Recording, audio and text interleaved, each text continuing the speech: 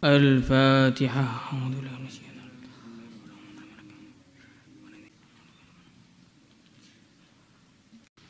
Hadis 570. Kharrajat Tabarani.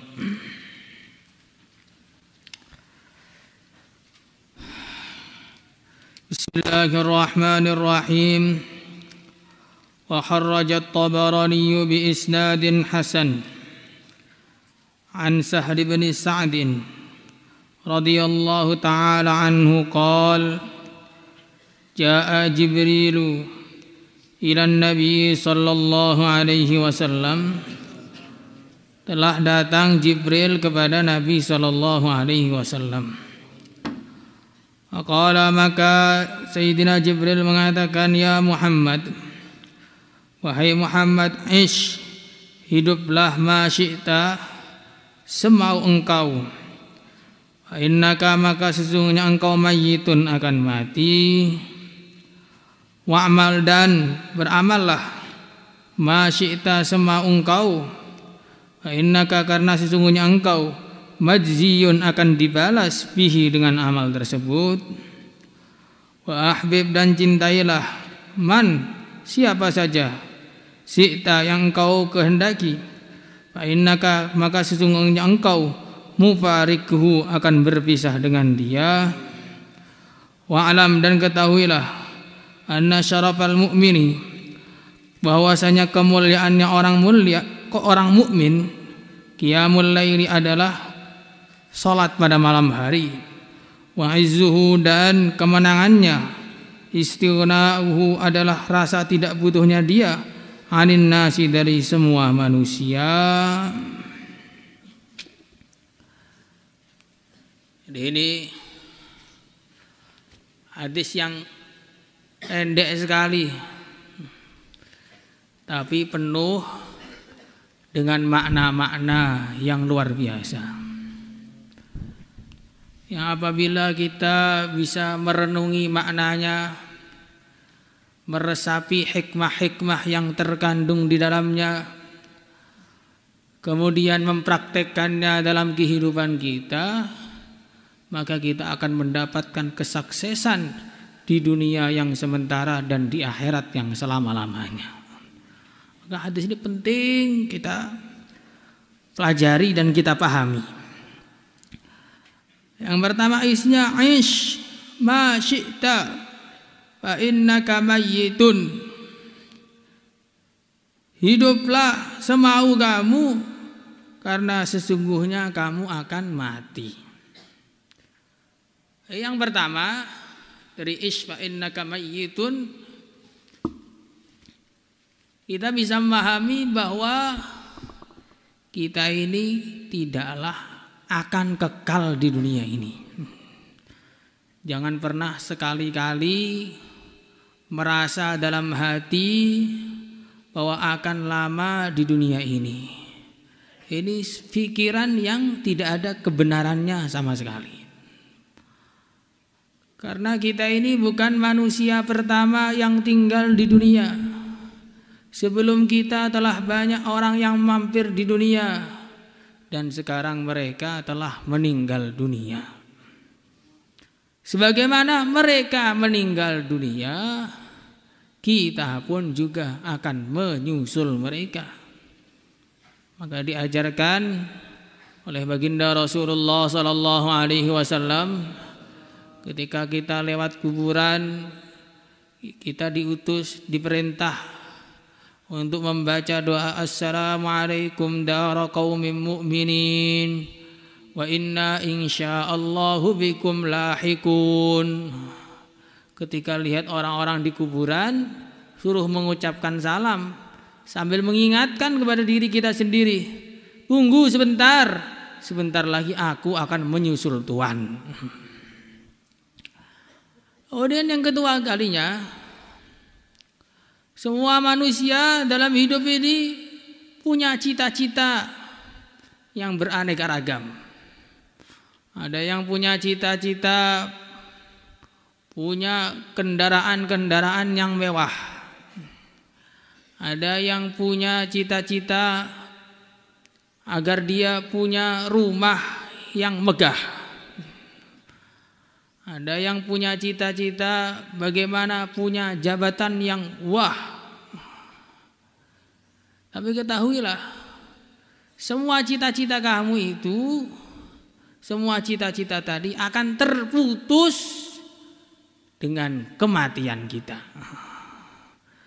Ya, semua cita-cita tadi akan terputus dengan kematian kita. Kalaupun kita berhasil mendapatkannya, kemudian kita akan mati dan meninggalkan apa yang kita kumpulkan dan kita usahakan. Kalaupun gak berhasil mendapatkannya, juga akhirnya yang kita dapatkan adalah kematian. Maka kita ini punya cita-cita, jangan punya cita-cita dunia. Saya ini ngaji Pak 6 tahun saja, kemudian setelah itu kuliah. Sampai aliyah saja, habis itu kuliah.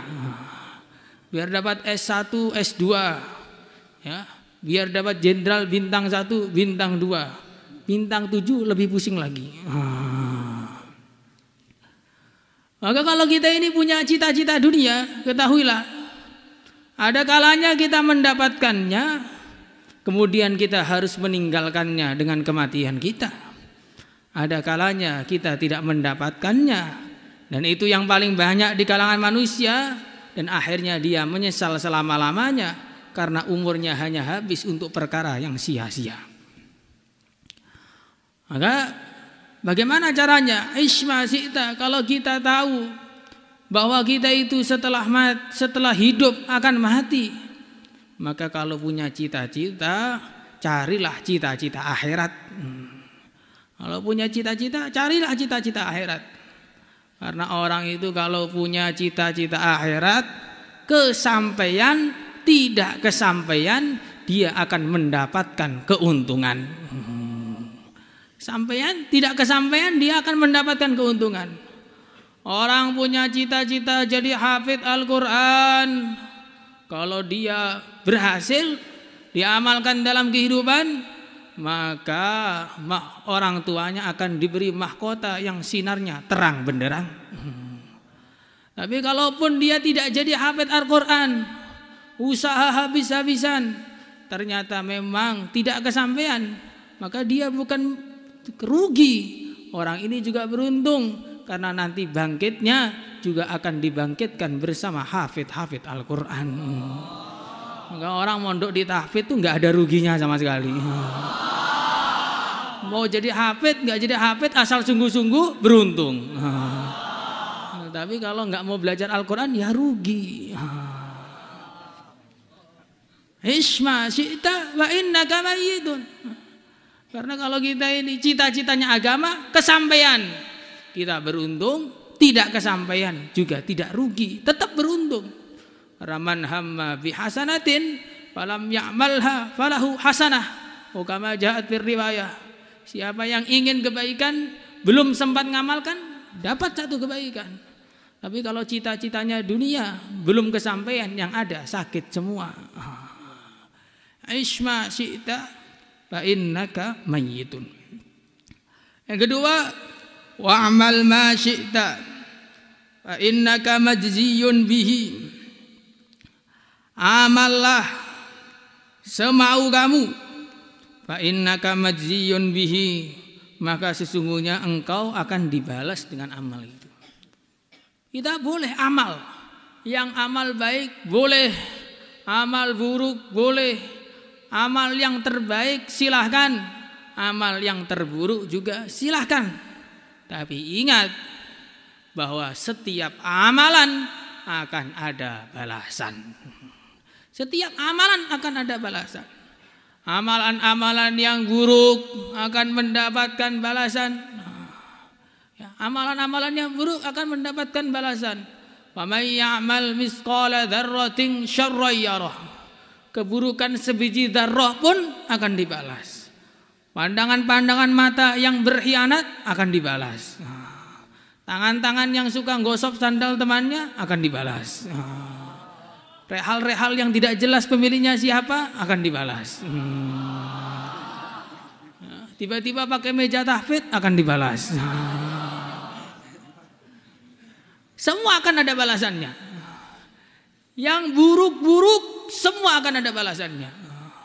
Bahkan setiap tegukan air akan ditanya oleh Allah, air itu dapat dari mana?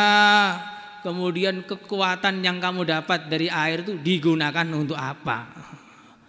Maka amal terserah. Mau ngaji serius boleh, mau ngaji ngantuk juga boleh. Tapi ingat, ngantukmu akan ditanya oleh Allah. Amal-amalan buruk akan dibalas oleh Allah. Begitu juga amalan-amalan baik juga akan dibalas oleh Allah. Sampai suatu ketika diceritakan dalam sebagian riwayat, ada orang yang pada hari kiamat itu nggak punya amalan baik sama sekali. Sedekah enggak, sholat enggak, puasa enggak, pokoknya enggak punya amalan baik sama sekali. Maka Allah bertanya, apakah hambaku ini dia pernah cinta kepada ulama? Tidak ya Allah. Pernahkah dia lihat wajah ulama? Tidak ya Allah. Pernahkah dia cinta kepada ulama? Tidak ya Allah. Pernahkah dia cinta kepada orang yang cinta kepada ulama? Oh, kalau itu pernah, sekali saja tapi. Seumur hidup baiknya cuma sekali. Itu pun gak cinta ulama, cinta kepada orang yang cinta kepada ulama. Maka Allah berfirman, sebab dia cinta kepada orang yang cinta kepada ulama, saya ampuni dosa-dosanya, masukkan dia ke surga. Jadi begitu, amalan-amalan yang baik akan dibalas semua, sampai yang terkecil dibalas. Cinta kepada orang yang cinta kepada ulama. Yang sekarang ada bukan ulama dicintai, ulamanya dicaci maki, dibentak-bentak oleh anak kecil yang baru lahir kemarin sore. Ini bahaya sekali yang seperti ini. Karena fa innaka majziyun bihi, semua akan dibalas. Yang baik-baik akan dibalas, yang buruk-buruk juga akan dibalas. Maka kalau kita sudah tahu seperti ini semuanya akan dibalas, maka kalau orang cerdas ya dia akan amal yang baik sebaik-baiknya. Semuanya insyaallah hadirin. Wa ahbib man syi'ta fa innaka mufariquhu. Cintailah siapa saja yang engkau kehendaki. Ketahuilah yang kamu cintai akan berpisah dari kamu. Ini penting sekali ini, ya. Karena banyak orang itu sekarang kena bucin, kena penyakit bucin, mencintai orang habis-habisan demi cinta yang sementara dia rela kehilangan segalanya. Cinta kepada manusia itu cinta yang biasa-biasa saja. Karena ketahuilah siapapun yang kamu cintai pasti kamu akan berpisah dengannya. Ada kalanya berpisahnya itu dengan cekcok. Ini yang banyak terjadi. Tengah jalan yang dulunya setiap saat bareng, tiba-tiba lihat dari ujung jalan sudah cari jalan yang lain. Bahkan kebaikan-kebaikan yang dulu diberikan sekarang ditotal. Dulu kamu pernah begini-begini saya kasih, sekarang bayar utang. Ini kenapa? Karena dia mencintai manusia dengan cinta yang berlebihan sehingga sakitnya pun berlebihan. Cinta kepada manusia itu biasa saja, gak usah terlalu berlebihan.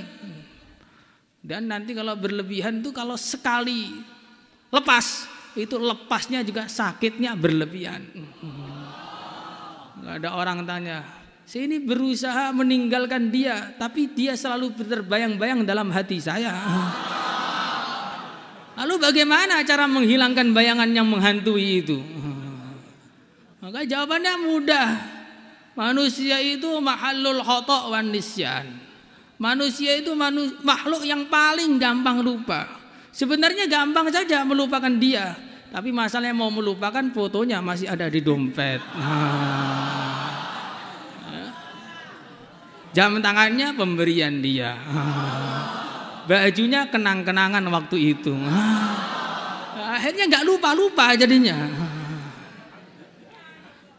Ahbib man syi'ta wa innaka mufariquhu.